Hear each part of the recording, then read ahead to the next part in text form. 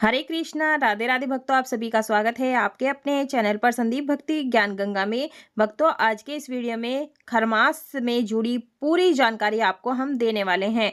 तो खरमास के मायने में क्या हमें करना चाहिए और क्या हमें नहीं करना चाहिए, कौन सा कार्य करने से हमारे सुख सौभाग्य में वृद्धि होती है और किन चीज़ों का हमें दान करना चाहिए और खरमास में हमें लड्डू गोपाल जी की सेवा कैसे करनी चाहिए। तो तमाम सारी जानकारी आपको इस वीडियो में मिल जाएगी, तो वीडियो को अंत तक जरूर देखें। तो देखिए भक्तों, 15 दिसंबर से खरमास शुरू हो गया है और 14 जनवरी तक यह खरमास रहेगा, उसके बाद ही समाप्त होगा अगले दिन। तो पहले ही आपको बता दें, खरमास में सूर्य भगवान का पूजा अर्चना करने से तो कई गुना फल की प्राप्ति होती है। तो कोशिश करें कि खरमास में आप सूर्य उदय से पहले ही आप स्नान कर लें।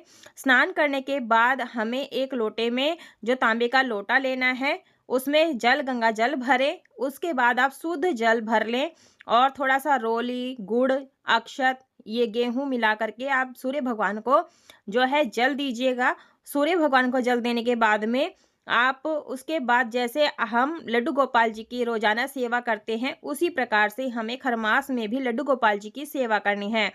तो सूर्य भगवान का जो अर्घ्य देने के बाद हम लड्डू गोपाल जी को घंटी बजा करके, ताली बजा करके हम जगा लेते हैं और थोड़ी देर के लिए हम जैसे दूध चाय पिलाने के बाद में बिठा देते हैं। उसके बाद में हमें करनी होती है स्नान की तैयारी। तो देखिए, हमने चंदन से स्वास्तिक बनाया है, आप अष्टदल कमल भी बना सकते हैं।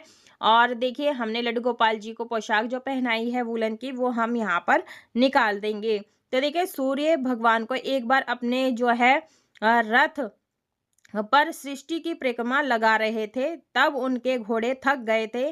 पानी की तलाश में वो एक तालाब के किनारे में रुक गए थे। सूर्य देव का गतिमान रहना जरूरी था, इसलिए उन्होंने तालाब के किनारे जो है घोड़े थे उन्हें छोड़ दिए थे सातों को। इसलिए उन्होंने तालाब के किनारे पर खड़े दो खरों को अपने रथ में जोड़ लिया था और दोबारा परिक्रमा के लिए चल दिए।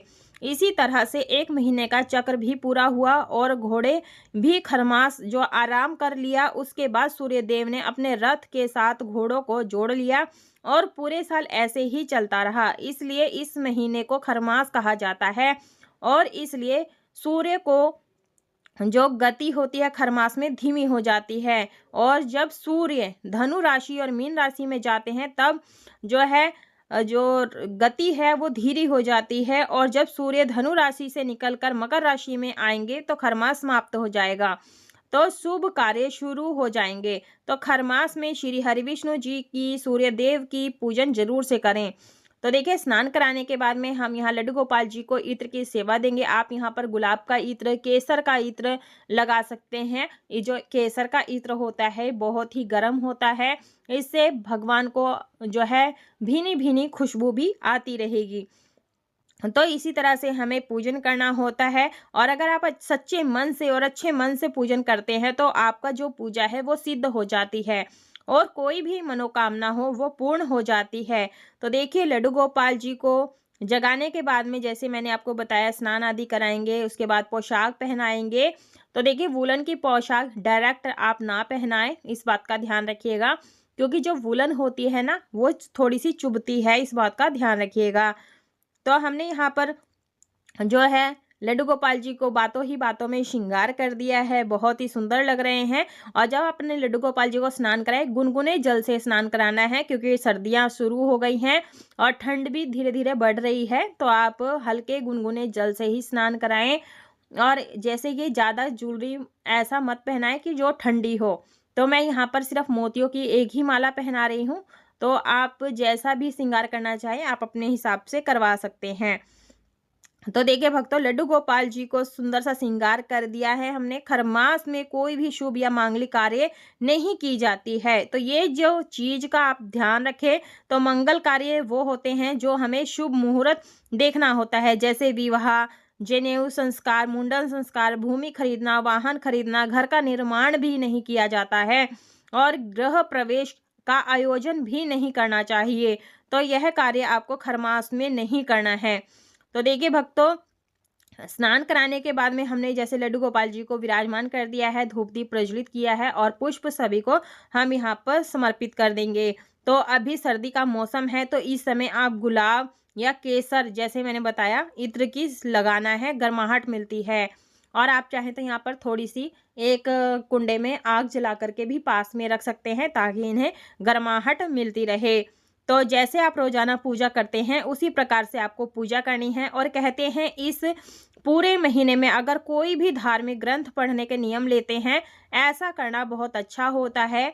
आप रामायण जी का पाठ कर सकते हैं, भगवत गीता पाठ कर सकते हैं, जो आपको अच्छा लगता है हो आप वो करें, या शिव पुराण भी पढ़ सकते हैं। पूरे एक महीने में आपको कंप्लीट करना होता है और आखिरी में आपको उसका समापन करेंगे, उसका उद्यापन करेंगे। तो देखिए, खरमास में कोई भी धार्मिक ग्रंथों को पढ़ना, ओम नमो भगवते वासुदेवाय मंत्र का जाप करना, तीर्थ स्थल में स्नान करना और दान पुण्य करना बहुत ही शुभ और अच्छा माना जाता है। क्योंकि अभी सूर्य और बृहस्पति दोनों ही कमजोर हैं।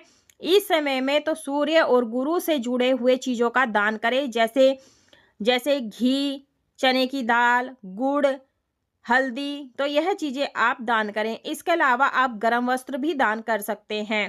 तो देखिए, हमने यहाँ पर गर्म दूध चीनी मिला करके भोग लगाएंगे, खजूर का भोग लगाएंगे, पंचमेवे का भोग लगाएंगे, जो भी आपसे बन पाता हो वो आप अपने लड्डू गोपाल जी को भोग लगाएं।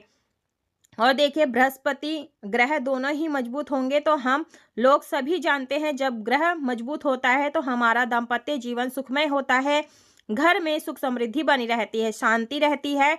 और सबसे बड़ी बात, जिस किसी का गुरु ग्रह अच्छा होता है उसका भक्ति करने का मन करता है। बहुत सारे लोग कहते हैं ना हमें पूजा पाठ करने का मन नहीं लगता है, नाम जप से हमसे नहीं होता है।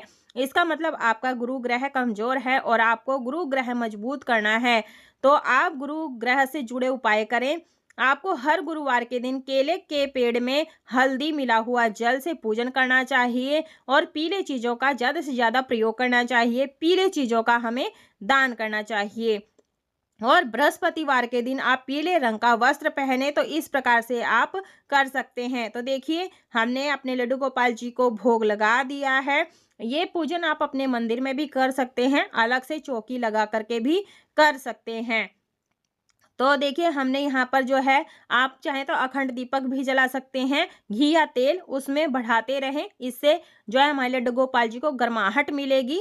और जिस किसी का सूर्य ग्रह मजबूत होता है उसे समाज में मान प्रतिष्ठा प्राप्त होती है, उन्नति होती है, तरक्की होती है और उनके चेहरे पर तेज ओज दिन से बढ़ता है। पूरे खरमास में तो आप भगवान विष्णु जी की, सूर्य देव की और केले की पौधे की पूजा जरूर से करनी चाहिए। और खरमास में कोई भी नया जो है व्रत शुरू नहीं करना चाहिए। तो देखिए, व्रत का उद्यापन भी बहुत सारे लोग कर लेते हैं और बहुत सारे लोग खरमास के बाद ही करते हैं। तो ये आप देख लीजिएगा।